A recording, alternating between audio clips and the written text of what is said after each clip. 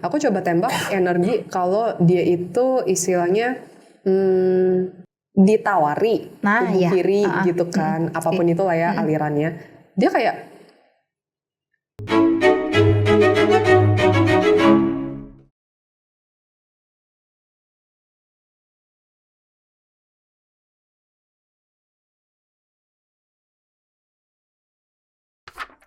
Halo guys, welcome to our channel bersama gue Tiara Olivia dan Aileen Ho di catatan Misteri. Dan hari ini kita masuk di segmen baca karakter dan past life. Wow. Oh oke. Aman. Aman. Dan seperti yang udah banyak banget di request, kita mau membahas salah seorang penyanyi yang juga penulis lagu dan yang bisa dikatakan orang paling kaya. Dianggap paling kaya. Dan bisa dikatakan dia tuh lebih terkenal dibanding teman-temannya yang lain mungkin. Aku setuju sih.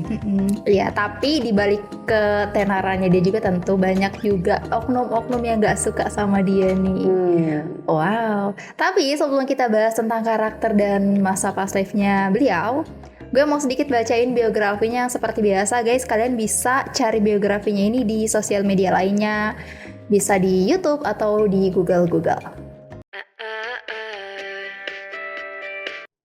Taylor Allison Swift, lahir 13 Desember 1989. Ia adalah seorang penyanyi yang juga penulis lagu berkebangsaan Amerika Serikat. Penulisan lagunya itu naratif yang sering berpusat di sekitar kehidupan pribadinya, bahkan telah menerima pujian kritis dan liputan media yang sangat luas. Pada usia 9 tahun, Swift tertarik pada teater musikal dan tampil di 4 produksi Berkshire Theatre Academy. Yang ketika Swift berusia sekitar 12 tahun, seorang tukang reparasi komputer dan musisi lokal bernama Ronnie Kramer mengajarinya bagaimana cara memainkan gitar, serta membantu Swift atas karya pertamanya sebagai seorang penulis lagu. Di mana kemudian Swift menulis lagu pertamanya yang berjudul Like You tepat di tahun 2003. Swift dan orang tuanya mulai bekerja dengan manajer musik yang berbasis di New York yang bernama Dim Trow. Dengan bantuannya, Swift menjadi model sebagai bagian dari kampanye Rising Stars. Mempunyai sebuah lagu orisinil yang masuk ke CD kompilasi Maybelline dan menghadiri rapat dengan label-label rekaman besar. Setelah membawakan lagu-lagu orisinil di pertunjukan RCA Record, Swift diberikan kontrak pengembangan artis dan mulai sering berpergian ke Nashville bersama ibunya. Dan orang tua Swift ini demi membantu Swift masuk di musik country, bahkan ayahnya rela pindah kantor ke Merrill Lynch di Nashville ketika ia berusia 14 tahun. Bahkan banyak juga yang mengatakan nih, Taylor Swift ini mirip dengan Zena LaVey. Zena LaVey itu adalah anak dari seorang yang membangun gereja setan. Nah, kalau yang ini nanti akan kita tanya sama Cik Aileen langsung, ya. Tapi di balik itu ternyata ada kejadian-kejadian yang mungkin gak enak juga menimpa Swift. Konon katanya, pada tahun 2017 tepatnya di bulan Agustus, Swift berhasil melaporkan dan menuntut David Muller yang sebagai mantan pembawa acara siaran pagi di Dener Kigo FM. 4 tahun sebelumnya, Swift telah menginformasikan pada bos Muller bahwa Muller telah melakukan pelecehan dengan meraba-raba bagian tubuhnya di sebuah acara. Yang kemudian itu Muller langsung dipecat. Namun kemudian Muller menuntut balik Swift karena dikatakan bahwa Swift ini berbohong. Tapi ternyata Swift tetap dibela sama pengacaranya dan kasus ini berbalik ke Muller. Dan setelah kasus itu, Swift sendiri menghapus semua akun media sosialnya dan berhasil merilis lagu Look What You Made Me Do. Dan sukses di setiap lagu serta konsernya, Swift kemudian melakukan konser terbesarnya di tahun 2023 ini dengan tema Eras Tour. Konser yang paling diminati para fans dan pecintanya. Nah, tapi ternyata di balik konser megahnya ini terselip kontroversi dan pengakuan mengejutkan dari seorang fans yang sudah menonton konsernya tersebut. Di mana katanya si penonton ini mengalami amnesia. Tapi guys, bukan amnesia hilang ingatan selamanya ya. Tapi si penonton ini mengatakan bahwa dia lupa apa yang udah dia tonton. Dia lupa di konser terakhir? Iya, di konsernya Eras Tour ini. Jadi dia lupa dia udah nonton apa, siapa yang dia tonton. Oke. Harus dijawab ya, PR. Oke. Dan katanya juga pada saat Swift ini sedang menyanyikan lagunya Willow, di situ kan Swift itu kan menari-nari. Konon katanya nih gerakan tariannya itu adalah sebagai tarian ritual. Wow. Berhubungan dengan ritual sebelah kiri kah? Nggak tahu. Nanti kita jawab satu-satu. Konser yang digelar di Lumen Seattle, Washington pada tanggal 22-23 Juli 2023 ini menjadi pemecah rekor, di mana konon katanya konser ini mengakibatkan gempa kecil. Wow, kok bisa ya? Katanya penampilan Swift ini memicu aktivitas seismik yang signifikan, yakni setara dengan gempa magnitudo 2,3 yang kemudian disebut dengan seismic shift. Gelombang seismogram menunjukkan adanya guncangan ketika Swift membawakan lagu Blank Space and Shake It Off. Dan menurut seismolog Jackie Kaplan Auerbach, konser Swift menunjukkan bahwa ritme musik mengendalikan perilaku manusia. Musiknya, speakernya, iramanya, dan semua energi itu dapat didorong ke dalam tanah dan mengguncangnya. Jadi itu sebabnya mengakibatkan gempa kecil. Nah guys, itu adalah biografi singkat yang mungkin kalian bisa baca atau bisa cari dari narasumber lainnya untuk lebih detailnya. So, sekarang ini kita akan masuk mengenai pembacaan karakter dari seorang Taylor Swift sendiri. Bersama Ci Aileen yang mungkin masih mengecek-ngecek, masih melihat-lihat. Iya. Ya, gimana Ce? Udah makan Ce? Ya antara udah dan belum. Udah 2 kali. Belum 2 kali. Iya, yang sore belum.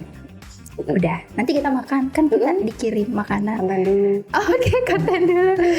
Oke, C, kita mau apa ini? Kita mau bahas tentang karakternya dulu kah? Boleh, karakternya. Oke, menurut C Aileen ya. Menurut C Aileen. Setelah C Aileen melihat foto dari sosok seorang Taylor Swift, apa yang pertama kali C Aileen lihat? Dia adalah sosok yang sangat amat percaya diri. Wow. Itu yang pertama kali aku lihat ya. Dan sebenarnya ada beberapa hal yang unik dari dia sih. Tapi aku baru spill itu di belakang. Mungkin bisa menjelaskan sedikit kenapa beliau bisa seperti itu. Dan ini sedikit berhubungan dengan jalan hidupnya juga sih. Oke. Nah, kalau misalkan dikatakan dia ada orang yang percaya diri, dia termasuk orang yang baik juga nggak sih, Ce? Baik ya. Tergantung orangnya sih aku bisa bilang. Jadi kalau sama teman-teman dekatnya dan inner circle-nya, pokoknya orang yang berada di dekat lingkungan dia, bukan lingkungan sih, lebih tepatnya inner circle yang dia merasa itu adalah bagian dari dia, dia bakal lebih baik. Dan tipikal yang cukup royal, aku bisa lihat itu sih. Masih ada sisi tulusnya. Tapi kalau sama orang-orang yang dia nggak deket, nah dia bener-bener cuek banget dan agak nggak peduli. Bahkan ada momen kayak misalnya sama orang yang dia nggak terlalu kenal juga, dia juga ya nggak peduli gitu loh, nggak peduli. Dan yang aku suka juga sama dia sebenarnya ada satu hal yang menurut aku sisi positifnya adalah dia tipikal orang cuek kan, tapi dia bisa cuek dengan komentar-komentar negatif orang lain. Tapi dengan komentar negatif itu ya yaudah dia masa bodoh, tapi lebih fokus dengan apa yang pengen dia capai. Gitu orangnya. Iya, ya ngapain ya mikirin komentar negatif orang lain? Nah iya, setuju. Tapi di saat yang bersama juga ada sisi buruknya. Kenapa tuh? Karena dia gimana ya? Kan orangnya cuek, tapi dia punya sisi yang sebenarnya agak keras kepala. Agak dominan. Makanya kenapa dia kadang suka bentrok sama orang.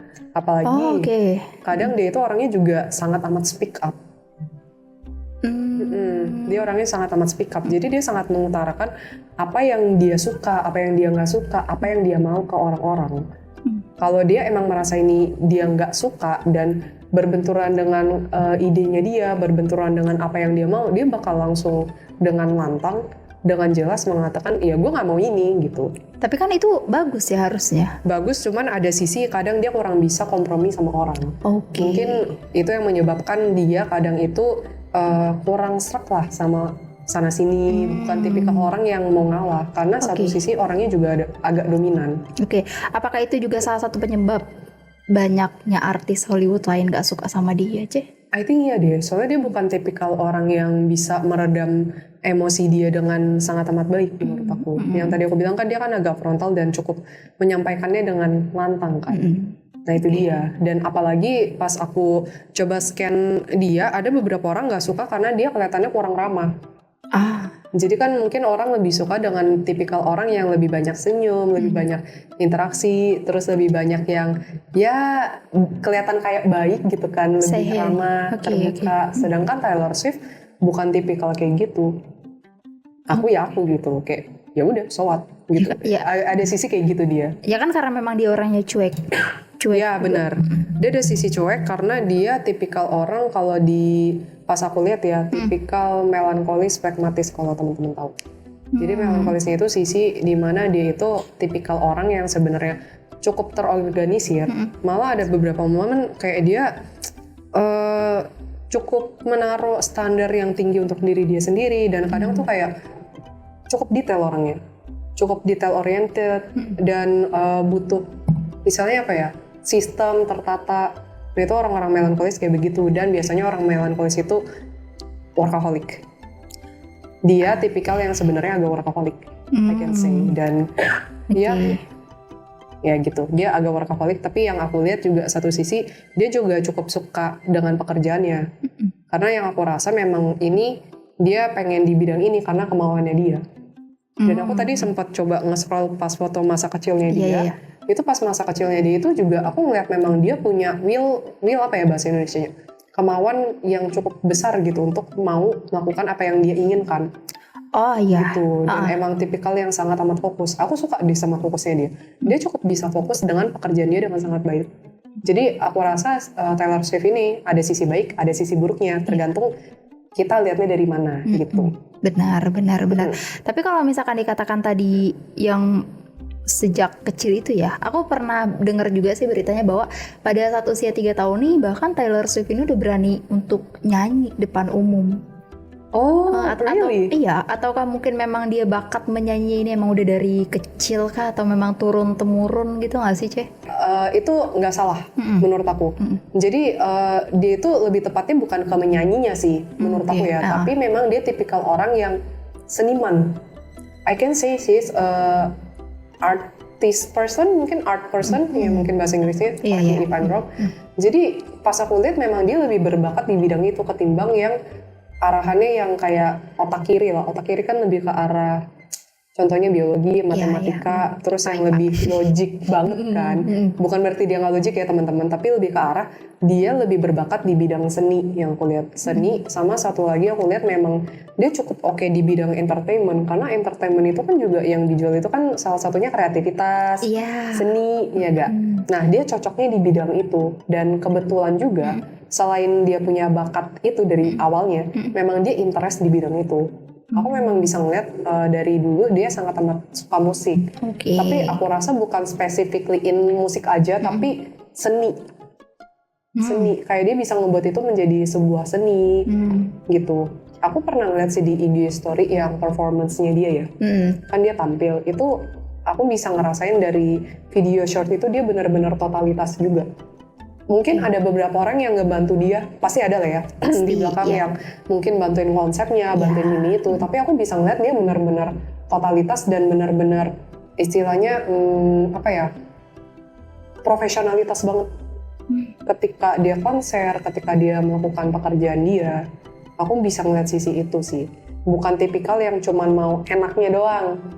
Kan ada kan orang yang cuman mau kerja sedikit tapi ya udah terima enaknya. Nah, Taylor Swift ini aku ngerasa gitu. Dia tipikal yang emang suka di bidang itu, dia bakal benar-benar berusaha semaksimal mungkin di bidang itu juga. Ditambah lagi dengan memang dia punya kepercayaan diri ini kan. Nah, ngomong-ngomong kepercayaan diri, aku lupa nih, ada aku tulis. Dia memang suka dia sangat amat suka tampil orangnya. Jadi dia lebih suka kayak orang, dia itu menjadi atensi di depan orang-orang, menjadi pusat perhatian, dia dilihat oleh orang, dia sangat amat suka. Tapi ini yang satu sisi menurut aku harus hati-hati nih, orang boleh percaya diri, tapi untuk kasusnya Taylor Swift, energi kepercayaan diri dia agak sedikit over nih. Jatuhnya jadi sedikit narsistik. Aku bukannya ingin menjelek-jelekan, tapi ini yang aku rasain ya. Oke. Kalau berlebihan nggak boleh, Ceh? Harus di tengah-tengah pas. Segala sesuatu yang berlebihan itu tidak akan baik. Oke. Kalau berlebihan percaya dirinya emang bakal kenapa, Ceh? Sebenarnya lebih ke arah cara dia gimana ya, treat other people aja sih. Jadi dia merasa kayak dia itu sangat cantik. Iya cantik sih memang, cantik. Cuman ada satu sisi yang mungkin aku kurang setuju dengan pandangan dia. Dia merasa kayak dia itu lebih cantik dari orang lain. Dia itu lebih pesona daripada orang lain. Nah itu kan yang harusnya dihindari. Sebenarnya nggak masalah percaya diri, dan sebenarnya actually aku cukup suka dengan kepercayaan diri dia. Karena ketika ngeliat dia tampil, habis itu ngeliat sosok dianya, walaupun aku nggak terlalu kenal dan ngikutin dia ya, cuman aku bisa ngeliat, wah memang aku akuin sih dia sosok yang cukup hebat, I can say gitu. Makanya nggak heran kenapa banyak fans yang suka dan kenapa dia sukses di karir. Nah ngomong-ngomong sukses di karir, ada sesuatu yang cukup menarik dari dia ketika aku ngeliat. Sebenarnya di karir itu aku ngerasa memang dia akan lancar secara keuangan sih. Bukan berarti nggak ada masalah ya. Iya. Tapi aku ngerasa memang path hidup dia itu secara uang itu gampang aja dia dapet. Memang ada beberapa orang pas aku temuin emang kayak gitu. Jadi kayak nggak usah susah-susah kerja, tapi duit tuh ngalir mulu, ada. Iya, tapi kalau misalnya kayak yang tadi biografi sedikit aku bacain juga kan memang kayak dia mulai nyanyi, mulai apa segala macam itu kayak mudah banget, beda dengan yang sebelumnya. Harus kayak TS sebelumnya kan harus jadi gelandangan lah, harus kena tipu lah gitu. Kalau dia kan memang benar-benar ditambah lagi dapat support dari orang tuanya kan. Orang tuanya sampai rela pindah kota, pindah negara ya. Ngedukung ini apa sih Swift ini gitu loh. Nah itu dia, makanya aku ngerasa memang secara keuangan memang dia diberikan lebih lah oleh yang maha kuasa, dan aku ngerasa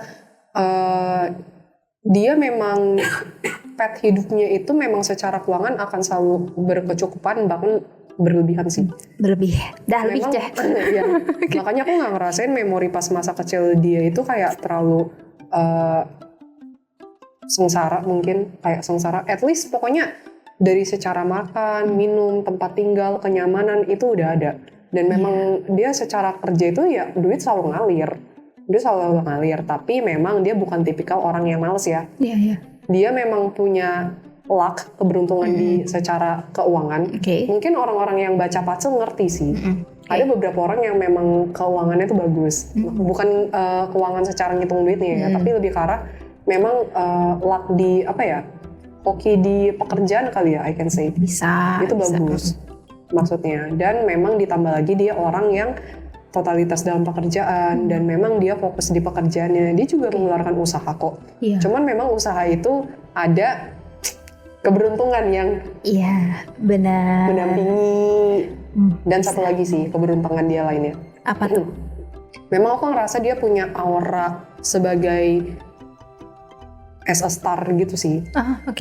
Bentar, as a apa ya? Kemarin aku tulis. Iya, as a superstar. Jadi aku ngerasa memang dia kan sosok yang percaya diri. Entah kenapa orang suka aja ngeliatin dia, dan aku ngerasa memang dia itu cocok menjadi sosok superstar. Jadi idol superstar itu emang entah kenapa cocok aja. Gitu. Walaupun mungkin dia beberapa sisi punya sisi yang introvert, ada. Kan percaya diri. Di mana sisi introvertnya dia itu? Introvert itu bukan masalah percaya diri nggak percaya diri sih. Jadi introvert itu cara orang gimana ya, perilaku seseorang sih. Apakah dia lebih terbuka ke orang lain atau lebih tertutup? Lebih ke arah itu. Lebih ke arah itu. Tapi kalau masalah percaya diri, aku rasa itu di ranah yang berbeda lagi. Dia orang yang percaya diri, tapi aku rasa dia sebenarnya dibilang introvert banget enggak, tapi extrovert banget juga enggak. Jadi kalau aku bisa jelasin, sisi introvertnya itu dia punya sisi di mana sangat amat mandiri.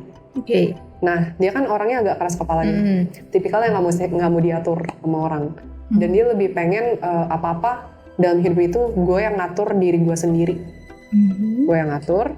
Terus juga dia juga orangnya sangat amat individualis karena dia mandiri itu. Jadi itu menurut aku sisi introvertnya, dan kebanyakan aku rasa dia emang tinggalnya, aku nggak tahu deh, tapi aku lebih banyak dia menghabiskan waktu untuk diri dia sendiri juga sih.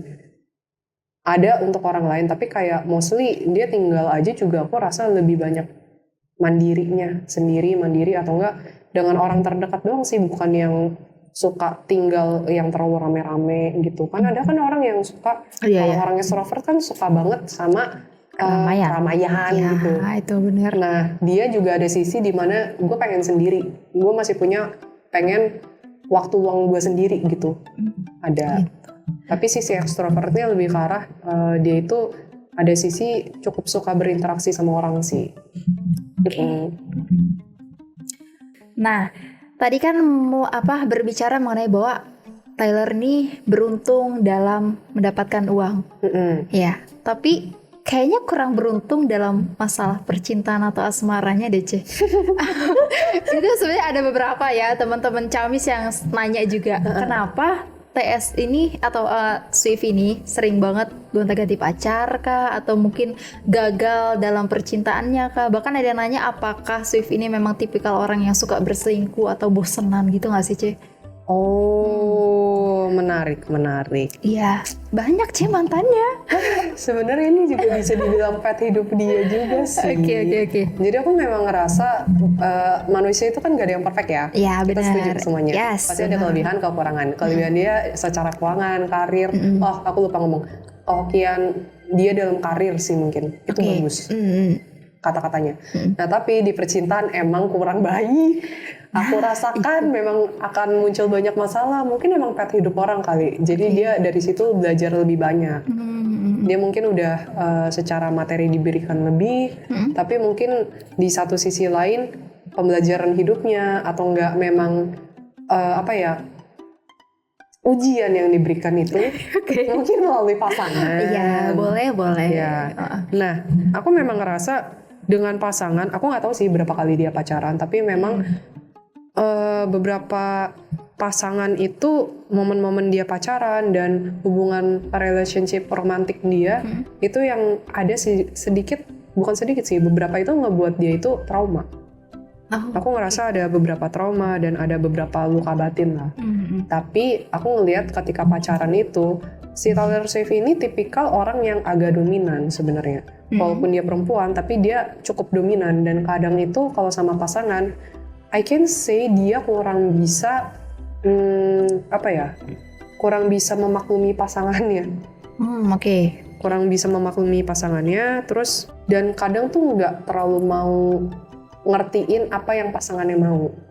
Karena dia dominan, selain itu juga dia tipikal orang yang lebih mau ngatur, yang tadi aku bilang. Memang karakter bawaan kan. Nah, ketika sama pasangan kan pasti akan lebih terlihat sisi aslinya seperti apa. Benar. Nah, makanya kenapa beberapa pasangan dia itu sebenarnya nggak tahan sama dia. Dan kayak kurang cocok lah, karena kan sebagai pria, ada beberapa pria dalam hidup dia itu aku rasa memang juga cukup dominan.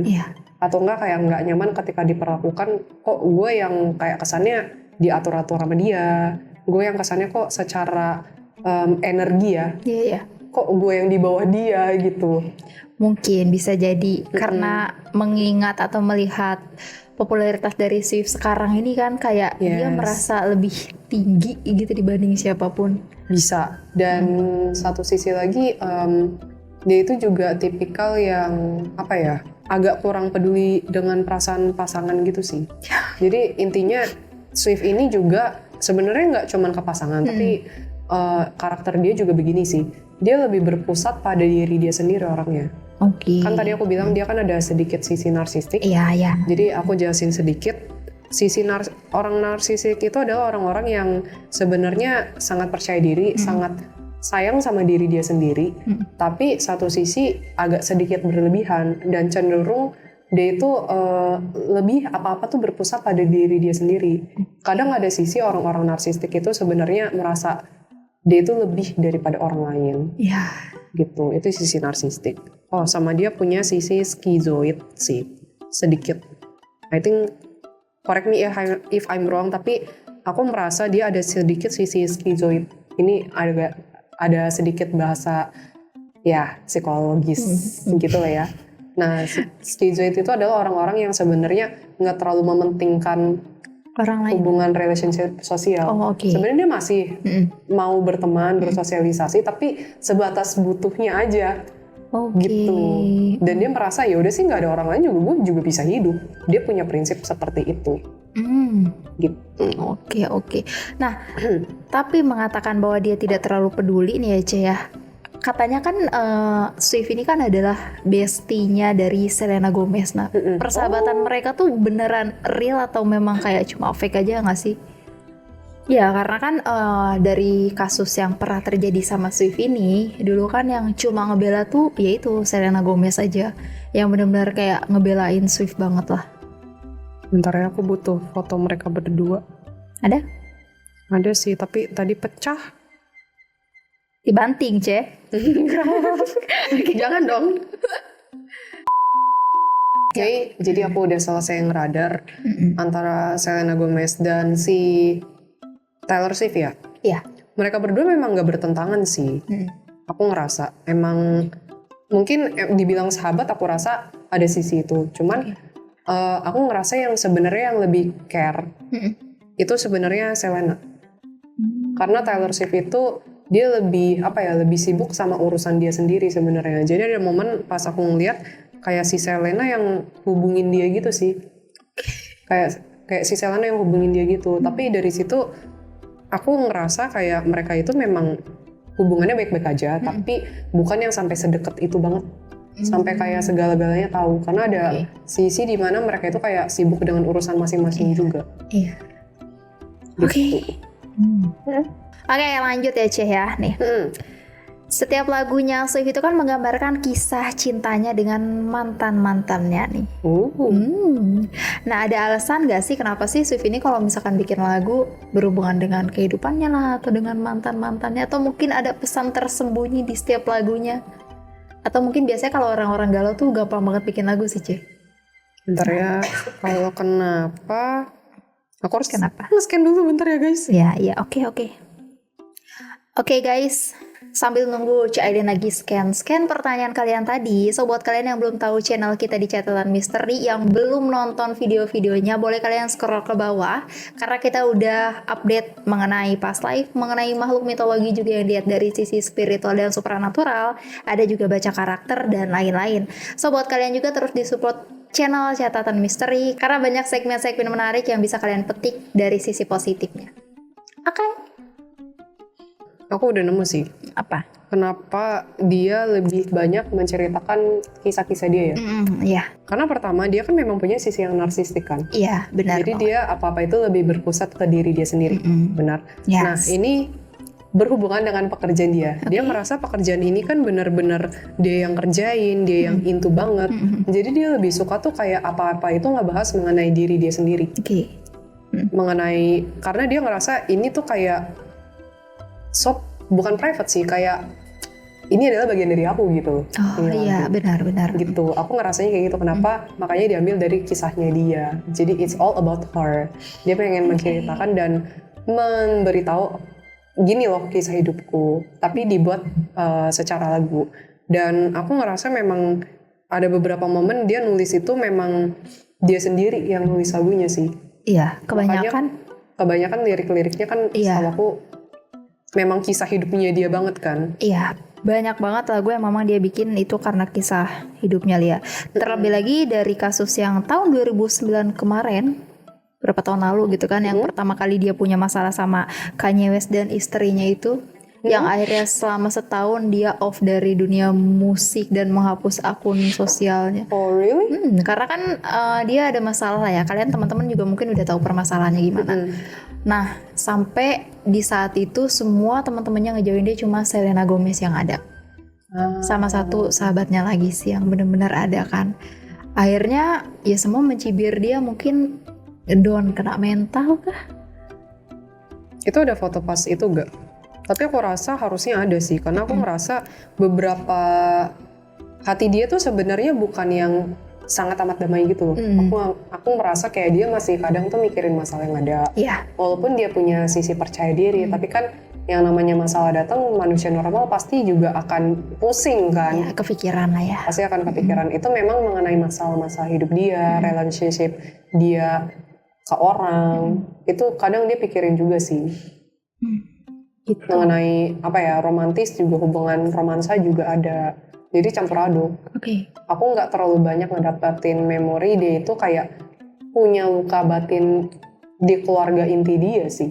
Aku nggak terlalu banyak melihat itu. Atau mungkin Swift ini termasuk orang yang dekat dengan orang tuanya dan keluarganya nggak sih, Ceh? Sebenarnya aku ngerasa dia lebih individualis. Dibilang deket banget sama orang tuanya, enggak. Dan memang dia sosok yang dari dulu itu nggak terlalu pengen diatur orang tuanya juga sih. Nggak pengen diatur sama siapapun. Aku nggak ngerasa dia punya apa ya, punya istilahnya dibilang deket enggak, tapi dibilang kayak punya masalah banget yang sampai bikin trauma. Aku juga belum dapetin memori itu untuk orang tuanya ya dan keluarganya dia. Lebih ke orang-orang di luar itu sih. Iya sih, karena kan emang orang tuanya benar-benar support banget kan. Iya. Sama Swift ini. Oke, Ceh, mengenai ini aku sebenarnya pengen nanya juga karena ada titipan pertanyaan. Kira-kira nih karena asmaranya selalu gagal, percintaannya gagal, mungkin gak sih Swift ini akan menikah dalam waktu dekat? PR banget. Itu aku nggak bisa meramal ya, karena kan balik lagi pilihannya dari Swift ini kan. Tapi memang aku ngerasa dia itu orangnya terlalu individualis. Jadi kalaupun nanti suatu saat dia ingin berkeluarga, itu menjadi suatu tantangan sih dalam hidup dia. Aku berasanya seperti itu. Dan memang harus ada lebih bisa beradaptasi lah. Gitu menurut aku. Gitu. Jadi diingat sekali lagi ya guys, Ci Ailin tuh nggak bisa meramal, bukan tukang ramal. Tapi gitu. Aku cuma lihat potensi yang ada doang sih. Kalau dia sama pasangan ya, yang pasti dominan dia, yang pasti harus ngertiin pasangannya juga, pasangan yang harus ngertiin dia gitu. Dan dia banyak ngatur. Iya. Dan memang Swift ini aku rasa karena sosok yang terlalu individualis ya, dia memang nggak bisa, bukan nggak bisa sih lebih tepatnya, memang jatuhnya jadi karakter-karakter kayak ini polanya nggak terlalu dekat sama orang tua, nggak terlalu dekat sama pasangan, dan nggak terlalu dekat sama orang-orang lain. Mungkin ada orang-orang yang menurut dia inner circle, tapi again dia lebih kayak ada barrier gitu loh. Ini diri gua, lu nggak boleh sentuh. Ada sisi kayak begitu. Kalau misalkan sisi kayak gitu mungkin karena dia pernah trauma nggak sih, balik lagi ya Ceh dari kasusnya dia yang dulu itu. Jadi kan sejak kasusnya dia itu semua ibaratnya geng-geng ceweknya dia itu kan bubar ninggalin dia. Apa karena mungkin dari masalah itu akhirnya dia menutup diri gitu untuk nggak mau peduli lagi dengan orang, atau cuek, atau emang udah bawaan lahirnya begitu? Aku berasa lebih ke bawaan lahir sih. Jadi memang pada dasarnya dia bukan tipikal orang yang apa ya, yang benar-benar mementingkan orang lain banget gitu loh, dan lebih mikirin orang lain. Malah aku lebih berasa itu lebih ke Selena.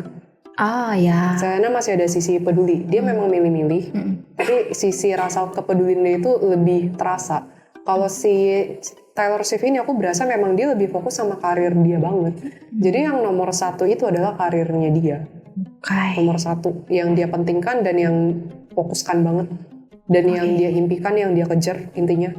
Karir. Gitu. Jadi sebenarnya nggak bisa dibilang negatif juga, tapi memang pilihan hidup dia seperti itu. Nah, mengenai karakter dari Swift sendiri, udah cukup atau masih mau ada lagi, Ceh? Cukup mungkin dari pertanyaan-pertanyaan teman-teman yang lain. Ada apa lagi? Aku ada mau pertanyaan terakhir, dan ini sebenarnya pasti teman-teman juga pada penasaran pertanyaan ini gitu kan. Jadi kenapa aku sengaja simpen di paling akhir. Nah, Ceh, dari konsernya Selena ini, kok Selena sih? Kenapa tiba-tiba Selena?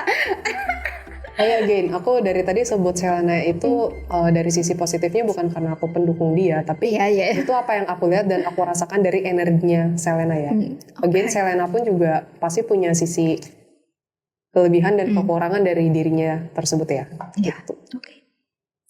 Nih ya, jadi berbicara mengenai konsernya Swift yang baru aja diselenggarakan bulan kemarin ya, Ceh ya. Itu kan katanya dia itu ada tarian yang merupakan itu adalah ritual. Nah, terus bahkan ada juga yang mengatakan Swift ini pernah minum darah. Oke. Dan sama salah satu video klip yang dia menggunakan topeng Dajjal itu ya. Oh iya, tadi kita udah sempat nonton sedikit ya video klipnya. Yes. Dan dari semua itu, pertanyaannya, apakah Swift ini termasuk golongan kubu kiri atau bukan? Oke. Jangan dijawab biar penasaran. Digantungin 5 menit Digantungin 5 menit. Dari aku pribadi ya, pas aku scanning Taylor Swift, aku belum merasakan dia adalah bagian dari kubu kiri. Dari foto-foto yang beredar ya, aku nggak tahu ke depannya seperti apa. Manusia kan bisa saja berubah. Tapi so far yang aku radar dia masih aman. Dan aku nggak merasa dia itu bagian dari kubu kiri. Tapi ada tapi nih. Kenapa? Tapi aku rasa mungkin produsernya atau enggak orang-orang di balik layar yang ngebantuin dia supaya dia menjadi sukses itu bisa jadi ada kubu kiri. Karena ada satu vision tiba-tiba aneh banget, kayak aku lagi nggak mikirin apapun itu pas aku scanning siapa namanya Swift. Terus tiba-tiba kayak muncul vision ada satu laki-laki. Satu laki-laki ini kayaknya kenal sama Swift, terus kerja di bidang apa ya, produsen musik or something whatever, yang pokoknya di bagian-bagian situ lah ya. Aku nggak tahu spesifiknya apa. Aku berasa dia itu sebenarnya kubu kiri, tapi coba approach, dan dia pengen kayak mencoba untuk memasukkan unsur-unsur kubu kiri gitu sih ke dalam apa ya, produksinya yang mungkin berhubungan dengan Swift ini. Tapi bukan berarti Swift ini langsung berhubungan dengan kubu kiri ya. Ada orang yang ingin mengambil kesempatan karena kan Swift ini kan juga terkenal dan aku rasa juga penontonnya kan banyak kan.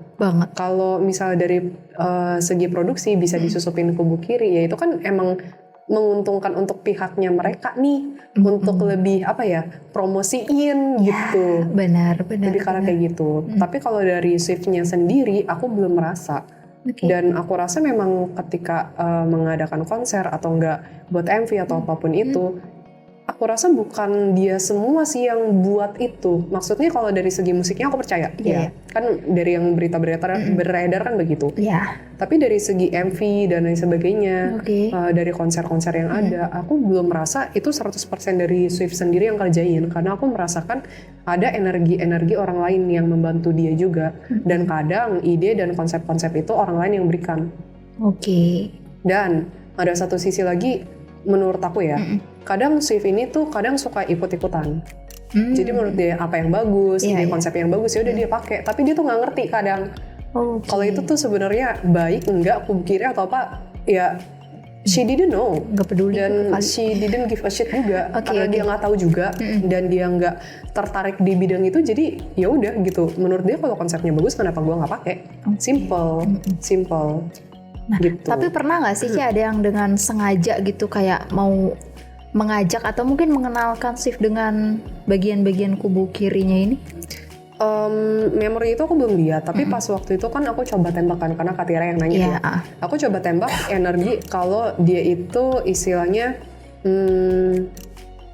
ditawari kubu kiri gitu kan, apapun itulah ya alirannya.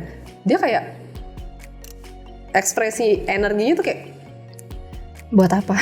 Apaan? Ngapain? Dia didn't give a shit juga sih sebenarnya. Kata kasarnya ya. Ya dalam hati dia tuh kayak dan dia emang fokusnya itu kan lebih ke kerjaan. Dia lebih mementingkan apa yang menguntungkan pekerjaannya gitu. Benar ya. Dia lebih mikirin di sisi itu. Kalau ada yang bisa menguntungkan pekerjaannya atau enggak menguntungkan karir dia atau enggak yang misalnya membuat karir dia semakin naik, she will listen. She will listen. Tapi untuk yang kayak masuk ke kubu kiri, dia fokusnya belum di situ. Yang aku rasakan ya, tapi aku nggak tahu ke depannya nih. Mudah-mudahan jangan. Sama aku lupa nambahin pas aku ngeradar tentang si Taylor Swift sama si Selena. Kan memang lebih banyak Selena yang care, menurut aku yang istilahnya dia yang mulai aktif duluan lah. Nah tapi sebenarnya Taylor Swift ini tipikal orang, pas aku baca ya, dia bakal baik kalau orang itu baik ke dia. Jadi dia ingat kalau orang itu baik, oke, gue juga akan baik. Tapi kalau orang itu nggak baik sama dia, ya gue juga nggak mau baik sama dia gitu. Kayaknya semua orang gitu deh. Semua orang gitu, tapi tergantung orang. Cuman kalau yang si Swift ini cukup menegaskan akan hal itu gitu. Jadi kalau lu baik sama gue, oke, gue bakal ingat kebaikan lu dan gue bakal baik juga sama lu. Tapi kalau lu jahat sama gue akan ingat, gue akan ingat gitu. Gue akan ingat dan dibalas lebih jahat. Gimana ya, dia lebih nggak peduli sih yang aku lihat. Dan kayak oke, gue nggak bisa terlalu baik sama nih orang. Ada sisi dia kayak berjaga-jaga, berhati-hati. Ada sisi kayak gitu. Lalu sisi ngebalasnya kadang ada sih, aku rasa. Kayaknya manusiawi deh kalau kayak gitu, Cih. Iya, karena dia tipikal orang yang kalau nggak suka cukup diekspresikan. Iya. Tapi ya itu uniknya Taylor Swift sih menurut aku. Oh ya, tadi yang Cik Aileen bilang keunikannya dari Swift sendiri. Itu yang tadi aku bilang mengenai dia punya keberuntungan dalam keuangan sih. Sama keberuntungan, bukan keberuntungan, kayak punya keberuntungan as a superstar. Oke. Soalnya itu menurut aku nggak semua orang punya. Makanya aku bilang kenapa unik. Nggak semua orang punya. Ada sebagian orang yang punya itu, tapi again, manusia bisa berusaha untuk mendapatkan apa yang kita inginkan secara karir, secara menjadi superstar. Tapi nggak semua orang itu bisa mendapatkannya semudah itu. Iya. Tapi again ya, Taylor Swift bukan yang nggak berusaha, aku bilang. Dia tetap mengeluarkan usaha yang besar, aku lihat. Tapi memang lebih dipermudah lah dibandingkan orang-orang biasa. Kalau orang-orang biasa tuh kayak harus banting tulang dulu, berdarah-darah dulu, nangis-nangis dulu, baru bisa. Iya, putus asa dulu. Iya, kalau Taylor Swift itu entah kenapa aku berasa memang di bagian itu dalam hidupnya dipermudah. Itu keunikan dari Taylor Swift. Mungkin berkat dari Tuhan yang dia dapatkan sih. Pertanyaan terakhir ya, Cia, sebelum kita membahas mengenai reinkarnasinya si Swift. Kalau misalkan dikatakan dia tuh orang yang sangat percaya diri banget. Nah, dari sisi spiritualnya sendiri gimana sih, Cia? Dari sisi spiritualnya ya. Aku ngerasa sebenarnya dibilang nggak percaya Tuhan juga enggak, tapi dibilang percaya Tuhan juga ya udah gitu. Secara spiritual kepercayaannya Iya. Malah aku ngerasa dia tuh sebenarnya lebih percaya diri daripada Tuhan. Mohon maaf. Jadi aku sempat ngeradar mindset dia itu sebenarnya ya ada Tuhan gak ada Tuhan, tetap harus kita sendiri yang berusaha, kita sendiri yang mulai untuk memulai sesuatu yang kita mau. Jadi prinsip dan konsepnya dia itu memang semua itu harus bermula dari kita yang gerak, dari kitanya sendiri yang berusaha. Iya. Itu gak bagus bisa sih dari orang lain. Sebenarnya konsepnya bagus menurut aku, tapi kalau misalnya bisa ditambah dengan bantuan dari Tuhan kan itu lebih luar biasa kan. Iya. Dan kenapa aku bilang dia nggak fokus di sisi spiritualnya? Karena ada beberapa momen dia itu kayak stresin masalah-masalah yang ada gitu sih, ketimbang kayak ya udah serahin ke Tuhan. Lebih karena kayak gitu sebenarnya. Ya, hidup itu tetap harus balance menurut aku. Benar banget. Jadi dari satanik dia juga nggak pengen masuk ke situ, tapi dari ke spiritual juga nggak pengen masuk ke situ. Jadi dia lebih pengen tipikal orang yang lebih pengen apa mau gua. Iya sih. Pokoknya sesuatu yang nggak sesuai dengan yang jalur yang gua mau dan nggak sesuai dengan ideologi gua, nggak sesuai dengan pemikiran gua, nggak sesuai dengan konsep yang gua mau. Ya udah gitu, skip ya. Kayak gitu, simple orangnya. Simple ya, tapi gitu guys. Makanya aku nggak terlalu merasakan astral yang gimana sih di dia. Nggak ada ya, kalau misalkan penjaga atau domplengan khusus gitu nggak sih, Ceh? 1-2 kali kalau yang diganggu demon ada, tapi selebihnya ya masih sewajar-wajarnya aja sih. Aku nggak merasakan yang gimana-gimana. Malah yang tadi Katiara kasih fotonya itu. Oh iya, aku lupa nanya sama Zena Lave ya. Ada yang nanya ya?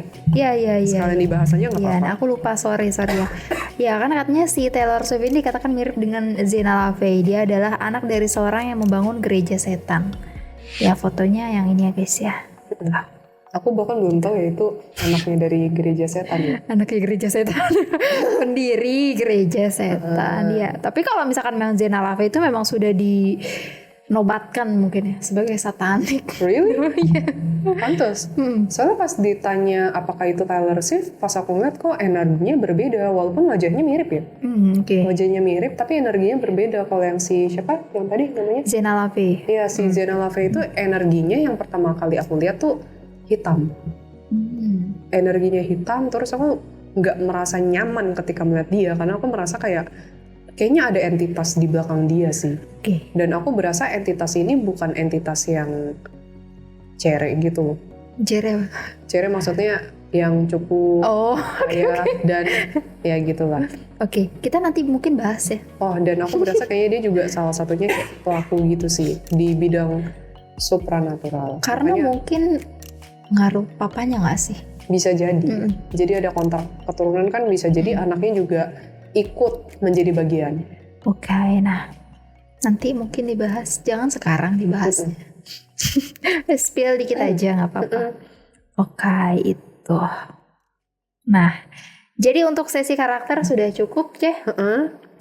Kita masuk ke past life-nya Taylor Swift. Oke, nah Ceh, kalau misalkan Ceh Elin udah lihat fotonya, udah dicek fotonya, kira-kira berapa kali sih si Swift ini udah melakukan reinkarnasi?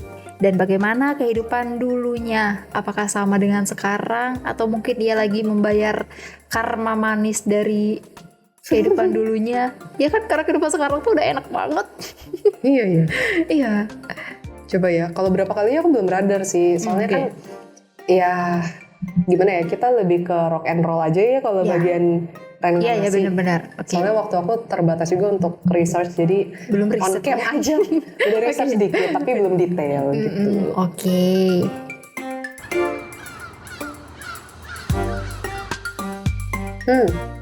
Kayaknya baru 2 kali deh termasuk kehidupan ini. Dia masih termasuk new soul sih menurut aku ya. Aku udah coba cari beberapa foto, jadi teman-teman jangan mengira aku mainin teh. Tapi aku research fotonya. Enggak bohong, dia lagi main game itu, lagi main Mobile Legend. By the way, sedikit informasi ya guys ya, sekarang Cak Alin udah download Mobile Legend. Iya, keracunan Katiara. Bagus. Bagus. Oke. Bentar, coba aku let me make sure 1 kali lagi dengan foto dia yang terakhir gitu. Soalnya aku butuh beberapa validasi guys. Oke guys, sambil nunggu Cak Ailin seperti biasa, aku mau promosiin lagi channel YouTube Catatan Misteri. Dan untuk kalian yang belum tahu konten-konten kita, boleh langsung di scroll aja ke bawah, pilih video yang kalian mau. Ya guys ya, pilih video yang kalian suka. Dimana di situ kita ada konten mitologi, reinkarnasi, baca karakter, dan Q&A juga ada, secret box juga ada. Dan semoga semua konten dari Catatan Misteri menjadi konten pilihan dan favorit kalian. Dan kita juga ada konten charity di mana kita akan berbagi kepada yayasan-yayasan atau mungkin kepada orang-orang yang memang membutuhkan. So buat kalian yang mau ikut berdonasi bisa langsung aja klik link Saweria yang ada di bio. Nanti kita akan bantu dan salurkan sesuai dengan nominal yang kalian kirim. Oke, thank you. Maksimal 3 kali lah tetap kayaknya. Aku berasa memang masih new soul sih. Oke. Aku lebih dominan dengar angka 2 sih. Oke. Ya, lebih dominan dengar angka 2 berarti yang kedulu sama yang dia cuman sekali. Karena termasuk kehidupan sekarang yang aku radar. Oke, berarti 2 udah sama yang sekarang. Oke. Masih new soul guys. Ternyata. Oke. Nah, apa yang ia alami di masa dulunya dia? Jadi aku ngeliat waktu itu scene-nya kan pindah-pindah dan agak loncat-loncat ya. Ya, seperti biasa. Jadi waktu itu ngeliat scene pas dia itu masih kecil banget, kayak usia 4-5 tahun gitu. Oke. Dia lucu banget gitu sih. Ya. Masih lucu, masih anak-anak, dan intinya dia itu dulu tipikal anak yang sangat amat talkative. Ternyata talkative dan cukup mirip sama dia yang sekarang sih, aku bisa bilang. Agak ekspresif juga kadang gitu. Ada sisi itu ketika kecil. Terus tiba-tiba scene-nya berubah di masa ketika dia itu kayak udah agak tua gitu sih. Oh, dari anak kecil pindah ke tua. Kan Nggak namanya ada juga remaja. memori. Nggak ada masa mungkin. remajanya. Ada mungkin, tapi tapi mungkin entah kenapa kayak random aja gitu kan. Karena kan aku nggak fokus specifically kemana. Nah terus pas ketika dia udah agak tua ini aku dapat abstrak, gini ya, ini orang entah kenapa memang diberikan berkat secara keuangan dari Tuhan. Jadi pas aku ngeliat momen dia tua itu, memang dia itu secara keuangan sangat amat berkecukupan banget. Dan malah menurut aku dia itu keluarganya itu kayak pegang punya jabatan yang cukup bagus loh. Soalnya aku ngeliat Vision dia pakai gaun gitu kan, terus gaunnya kainnya mahal sih. Kainnya mahal.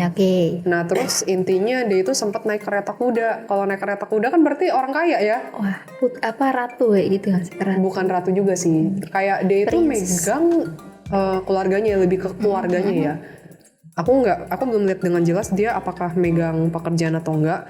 Tapi keluarganya memang dari kecil dia pas dari kecil itu memang udah dari keluarga kaya gitu sih. Kayak pegang di bidang politik tapi ada sedikit unsur kayak hukum pengadilan gitu. Hakim. Aku nggak yakin hakim tapi ada bermain di bidang itu. Ya. Keluarganya ya. Nah terus pas yang dia udah jadi nenek-nenek itu, intinya dia itu tipikal orang yang sebenarnya secara kerjaan itu memang gimana ya, masih ada sisi fair to fair-nya. Masih ada sisi fair to fair. Tapi kurang sabar. Di masa lalu ya. Mau masa sekarang kurang sabar. Ya aku belum ngeradar juga sih. Ada sisi sabarnya, ada sisi kurang sabarnya sih dia. Udah tengah-tengah lah ya. Nah terus abis itu juga selain itu dia juga kurang ramah sama orang-orang. Cenderung suka marah-marah kadang. Kalau nggak suka tuh bener-bener agak frontal ngomongnya. Agak tajam. Jadi banyak orang pun juga sebenarnya agak kurang suka dia sih di past life. Agak segen juga lah. Sama sih dengan kehidupan dia sekarang juga. Sedikit mirip. Dan memang tipikal orang dia itu berpusat pada diri dia sendiri juga. Memang seperti itu. Dia ada sisi yang kurang mikirin orang lain, kecuali memang again secara peraturan begini fair to fair, dia baru mau ya udah gitu. Coba aku radar yang lainnya lagi ya, soalnya aku butuh data.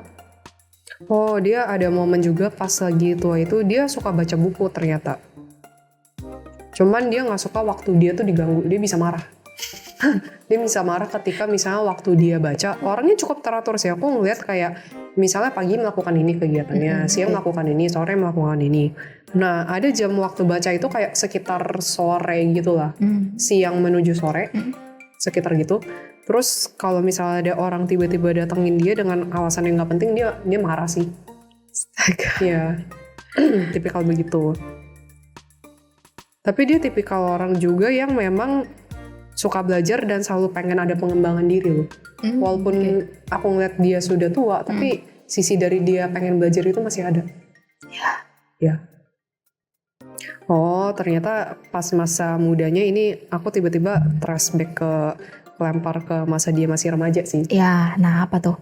Agak dimanja ternyata. Pantesan. Wah, apakah anakku akan seperti ini ketika nanti sudah besar? Iya. Jadi kayak naik kereta kuda waktu itu. Terus ini anak itu sebenarnya ketika mau apa langsung dikasih sama papanya. Papanya kan memang tipikal yang sibuk kerja. Papanya ternyata ada sedikit dagang juga kayaknya. Jadi kayak memegang beberapa pekerjaan. Yang aku lihat ya. Sebenarnya dia dibilang dia cukup oke kok sama kedua orang tuanya, cukup dekat. Terus memang dia suka pakai dress sih. Aku ngeliat dia suka pakai dress yang ngembang-ngembang gitu, yang aku lihat. Gaun. Iya, kayak gaun. Oke. Nah, terus habis itu dia sempat kayak lari-lari gitu di taman. Emang ya rumahnya besar. Ya.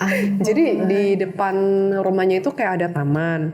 Terus dia lari-lari gitu. Habis itu waktu itu dia lagi pergi ke pamannya deh. Soalnya aku ngeliat kayak dia dipeluk, dicium, terus kayak digendong gitu. Walaupun masih Ya ada sisi kayak gitu. Bukan digendong sih, lebih ke dipeluk aja sih, dipeluk. Dirangkul apa peluk? Dirangkul. Oke. Terus habis itu kayak ini keluarga dekat sih aku bisa bilang, mungkin paman ya. Aku ngeliat kayak sosok laki-laki mungkin paman. Oke.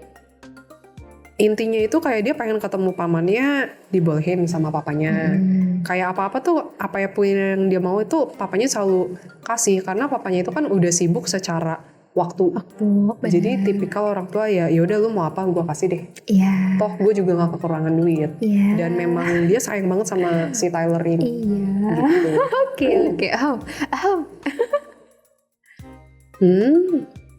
Dia suka pesta.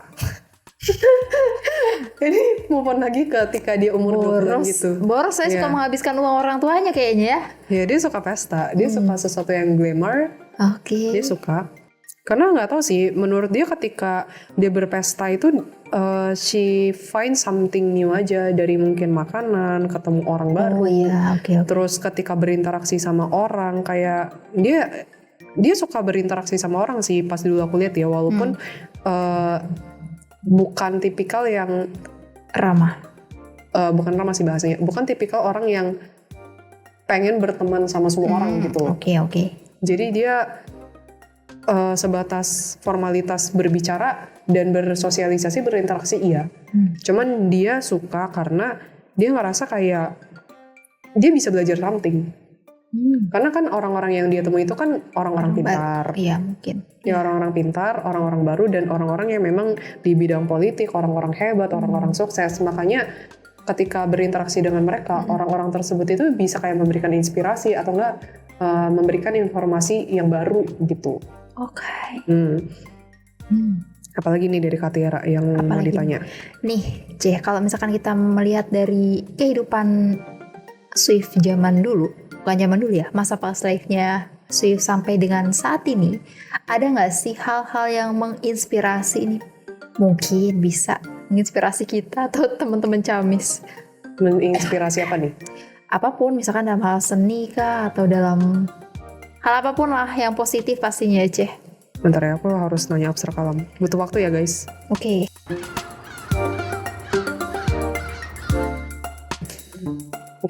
Lanjut.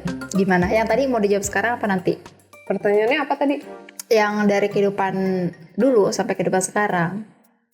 Ada gak sih yang menginspirasi dari sosok Swift ini buat kita mungkin? Ada satu yang aku suka dari dia ketika melihat reinkarnasinya dengan yang sekarang, dan menurut aku ini adalah pembelajaran yang baik untuk aku sendiri juga. Oke, kenapa tuh? Yaitu sebenarnya cuma satu kalimat sih. Jangan pernah takut and just do it what you want. Karena aku ngeliat pas di past life-nya itu, dia tipikal yang nggak takut dalam melakukan apapun. Dia lebih mikirin apa yang dia mau. Mungkin memang ada egonya, tapi aku masih ngeliat masih aman nih egonya. Iya. Egonya mungkin lebih ke seputar how she treat other people aja sih. Tapi secara personally dia bukan orang jahat. Aku bisa bilang dia bukan orang jahat. Kenapa? Karena aku nggak merasakan sedikit pun di past life-nya dia punya niatan dari lubuk hati dia yang dalam ya untuk jahatin orang, nggak ada sama sekali. Mungkin dia memang kurang ramah, tapi dia nggak pernah semena-mena sama orang. Lebih ke arah kurang sabar, marah-marah, yang tipikal karakter orang kayak gitu lah. Tapi nggak pernah kayak sampai nginjek-nginjek orang atau nggak memperlakukan orang kayak oke, lu di bawah gue berarti gue lebih berkuasa daripada lu. Dia nggak ada kayak gitu. Honestly dia nggak ada. Jadi menurut aku masih aman. Dan back again, yang aku suka memang dia tipikal orang yang fokus sama apa yang dia mau. Makanya kenapa di past life pun dia menjadi sosok orang yang punya karakter kuat dan masih bisa mempertahankan reputasi keluarganya. Itu bukan sesuatu hal yang mudah loh. Ditambah lagi dia juga tipikal orang yang mandiri. Jadi dia merasa kayak oke, dari akunya sendiri juga harus belajar. Nggak boleh terlalu mengandalkan orang lain. Aku juga harus pintar. Aku juga harus menimba ilmu nih. Jadi dia melakukan apa yang dia mau. Itu yang aku suka banget. Jadi jangan pernah takut juga guys dalam melakukan apapun itu. Lebih baik coba dulu deh. Jangan takut akan kegagalan. Karena menurut aku yang ngomongin gagal itu adalah orang lain. Pada faktanya dari kegagalan kita belajar banyak hal. Iya, benar banget. Jadi ubah mindset dari kegagalan itu. Ubah mindset rasa takut akan kegagalan menjadi kegagalan itu adalah pembelajaran yang berharga. Gitu sih. Cakep. Sama tentang kehidupannya. Oke, kita next tentang kehidupannya. Yes. Kalau kehidupannya sih aku berasa dia kayaknya berkeluarga sih. Soalnya aku ngeliat dia tinggal sama satu sosok laki-laki. Dan kayak hampir seumuran gitu sih. Dan aku lebih berasa itu kayak suaminya. Dan aku ngerasa sebenarnya dia lebih dominan daripada suaminya. Sama juga. Iya sama. Dia lebih dominan. Suaminya lebih banyak diem yang aku lihat. Dan suaminya kayaknya aku lihat dari kalangan keluarga yang cukup berada juga sih. Iya, jadi satu derajat. Iya, satu tahta. Iya, satu harta. Nah, tapi kalau anak sih aku belum lihat ya. Aku nggak tahu apakah dia punya anak, soalnya aku ngeliat pas masa tuanya dia lebih banyak kayak dia sendirian, tapi sama kayak pelayan-pelayan di rumah gitu. Kayaknya suaminya meninggal duluan, karena aku nggak melihat sosok suami ketika dia meninggal. Dia meninggalnya itu kayaknya ada berhubungan dengan jantung sih, kayak jantung dia ketika udah lanjut usia itu agak lemah. Dan aku ngeliat dengan jelas dia meninggal kayak di ranjangnya dia sih. Posisinya lagi tiduran gitu. Memang sudah waktunya dan aku ngerasa ini bukan karena faktor lain tapi karena faktor sakit dan memang sudah waktunya dipanggil. Cuman memang ada beberapa pembelajaran ya yang aku lihat.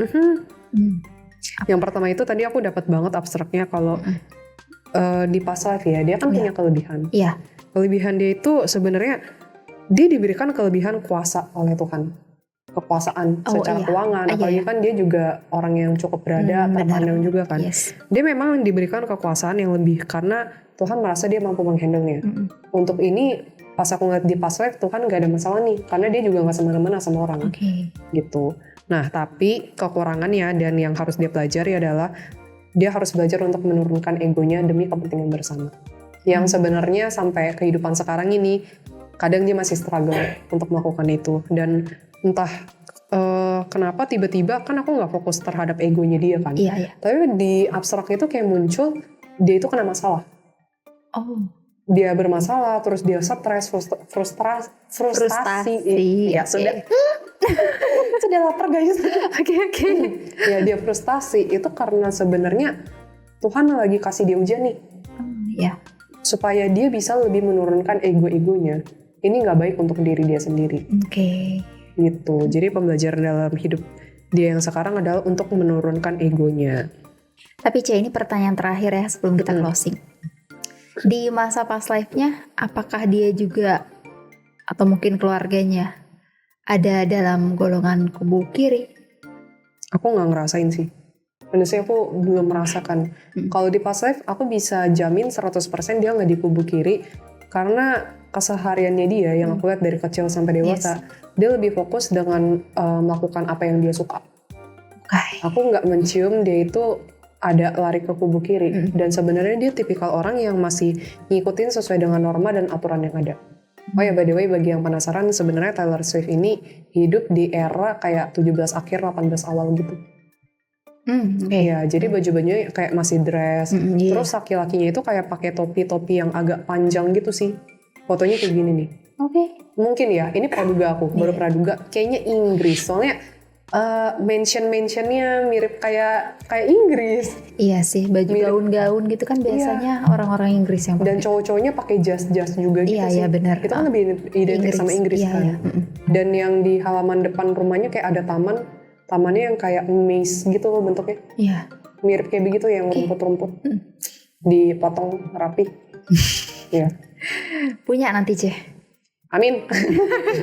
Doakan. Aminnya gak usah galak-galak. Berharap soalnya. Takut Bapak nanti amin apa marah ini. Kalau kata Bapak sih kamu kerja yang benar dulu jadi orang baik. Nanti nanti akan diberkati lah ke belakangnya. Amin.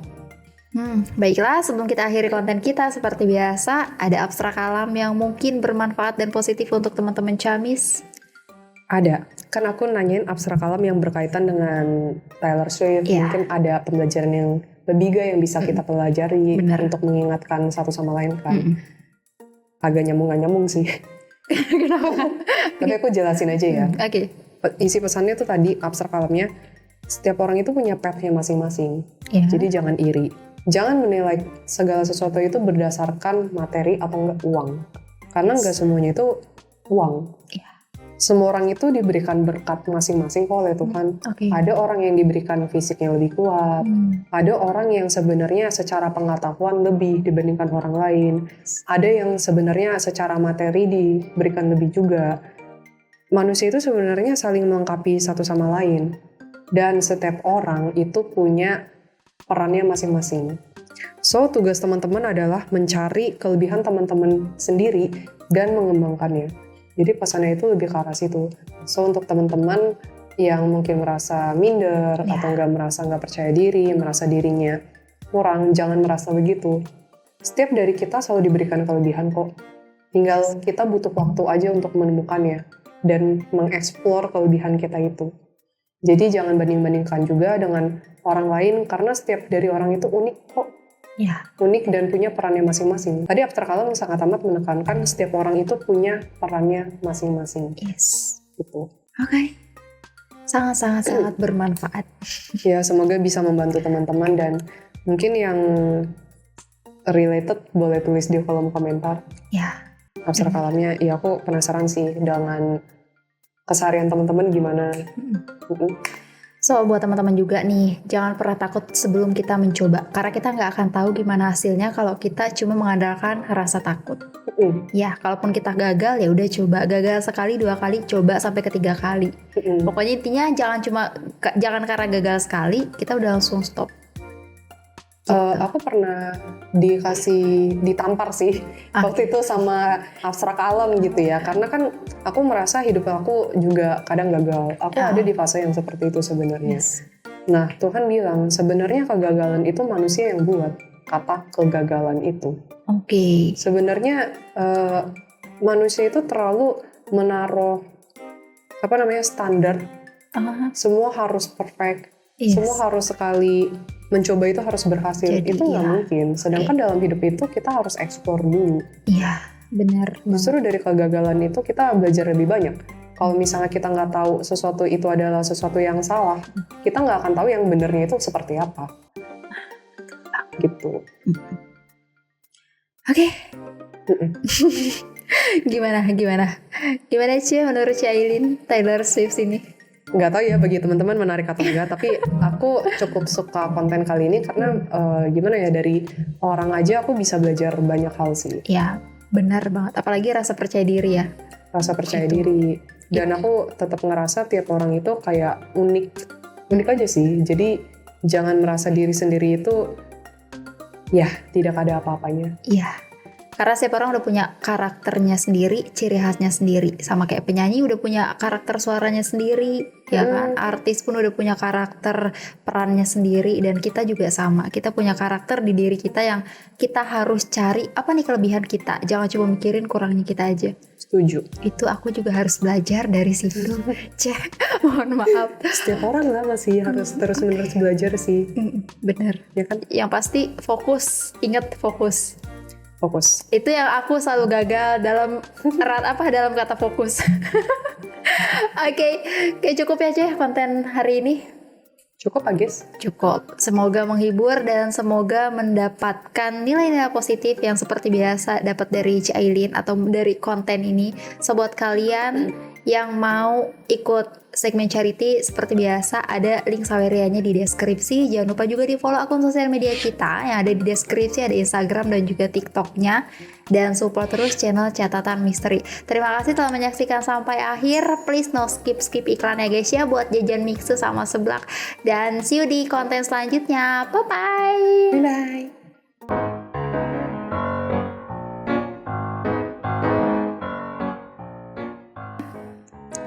Taylor Elon Swift. Elon Musk. Ellison Swift. 2023 ini menjadi pemanja. Pah. Tadi kenapa? Wow. Dan menurut seismolog, ya Allah. Oke. Jadi zaman di kehidupan sorry guys, minum dulu ya. Minum. Nafas. Dari tadi ditawarin minum, iya. Iya. Cuma iya, C minum, iya minum, C minum, iya minum. Baru minum. Oke. Kalau temen jelek namanya.